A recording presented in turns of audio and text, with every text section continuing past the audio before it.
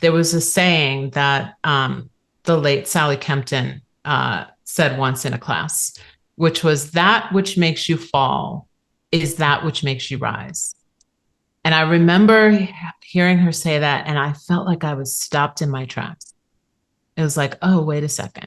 So all of these things that have hurt me actually have the possibility to heal me. And that was something that was a seed that was just planted.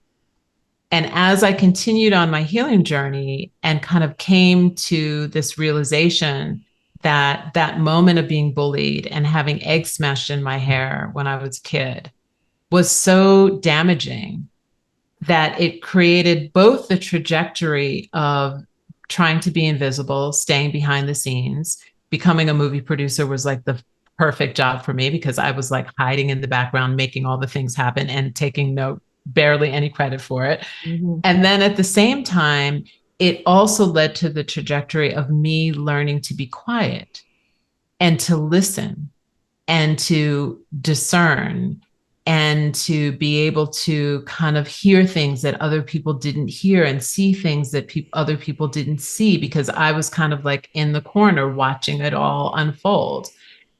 And at one point, I was like, okay, I'm done with this. If I want my life to shift and to really live into the full promise of who I can be in this world, I need to let go of this fear of being seen.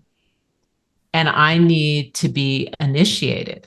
Now, coming from a tradition where there's a lot of initiation in yoga, you're initiated into this mantra or you're initiated into this practice, something came through and said, no, you need to initiate yourself and you need to create a ritual that is going to mark this time of you moving from being one way through a threshold to being another way. And when I think about these ideas, like in the Western cultures, that we don't have a lot of initiation, we don't have a lot of rites of passage, right? In other countries and other indigenous cultures, there are many, many rites of passage.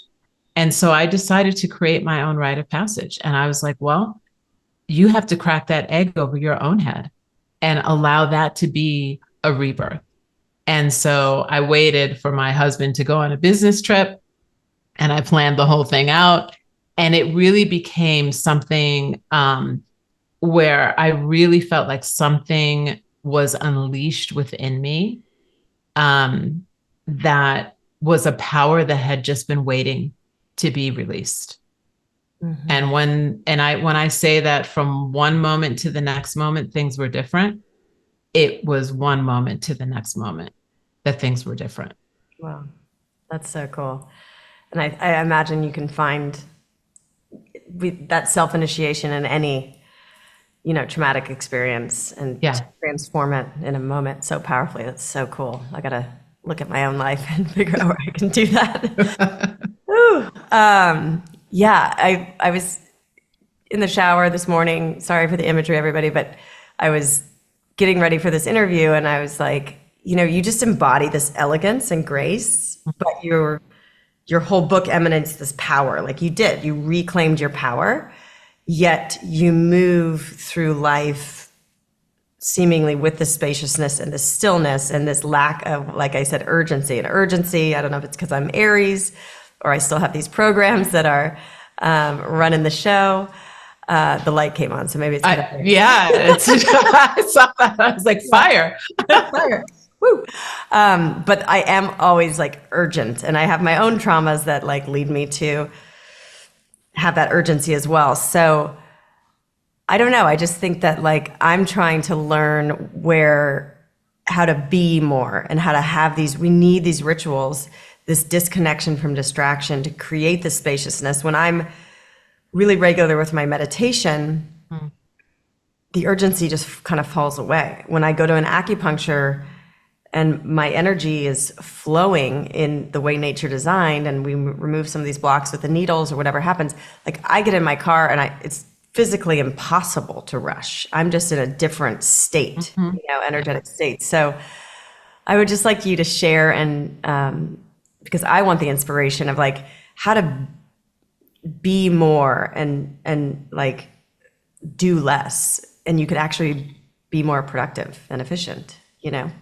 Absolutely. I mean, urgency is one of the ailments of our current culture.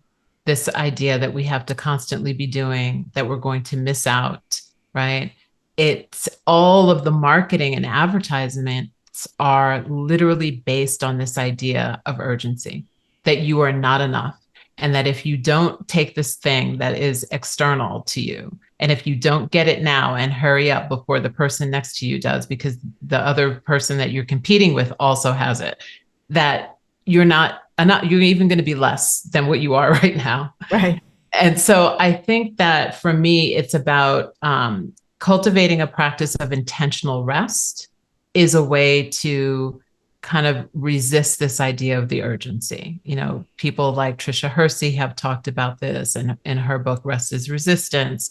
And I think that for the most part, when most people hear, oh, we're going to rest now, it's like, well, wait a second.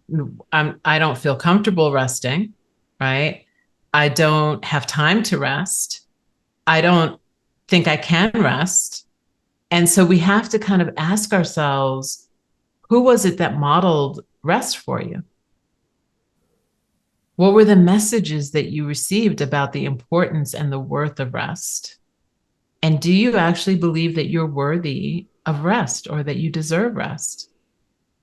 And then you have to start to unwind some of these beliefs and figure out, where did they come from?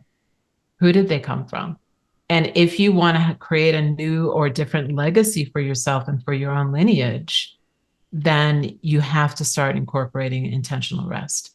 If you want your kids to be as tired as you are, then okay. But if you don't, if you want them to have spaciousness and freedom and joy and be creative and imagine, then you really have to start bringing in intentional rest. And intentional rest doesn't need to be a whole day of quote unquote doing nothing, because rest is not lazy, right?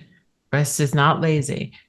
It can be anything from 5 minutes of intentionally just leaning back, closing your eyes or softening your gaze and watching your breath and just being in a place of non-doing. And if you do that every day for 7 days, if anyone who's listening just wants to take on this devotional challenge of 5 minutes a day of just sitting back and intentionally resting, I guarantee you it will change your life. It makes you more clear, more productive, which is why biohackers love it. And I can attest to this because when I was first introduced to rest practices like Yoga Nidra and deep relaxation, I was at the height of my producing career. I was on set for 16 hours a day, and I would go into my trailer and I would practice Yoga Nidra for 30 minutes during lunch, and I would have no problem night shoots at figuring out problems. Solutions would come easier because my mind was clear. Mm-hmm. And so it is really a practice of clarity. It's a practice that gives you energy. If you happen to suffer from insomnia, it actually really helps. And I really feel like I am seeing a movement that started in yoga and meditation circles that is now moving out beyond and into, the medical circles. And it will start moving even wider, where rest, I feel like, is going to be prescribed by doctors. And I think in schools and in colleges and at work, there are going to be rest pods for people to rest when they need to rest in the office. Thank you for listening to the Heal with Kelly podcast. Be sure to tune in every Thursday for more empowering wisdom and inspiring healing stories. And make sure you hit the follow button on Apple, Spotify, or wherever you get your podcasts so you don't miss that one episode that holds the answer you've been searching for. Oh, and if you found this episode inspiring, please rate, review, and share Heal with Kelly so that we can grow our audience and reach more people. We truly appreciate it. Lots of love.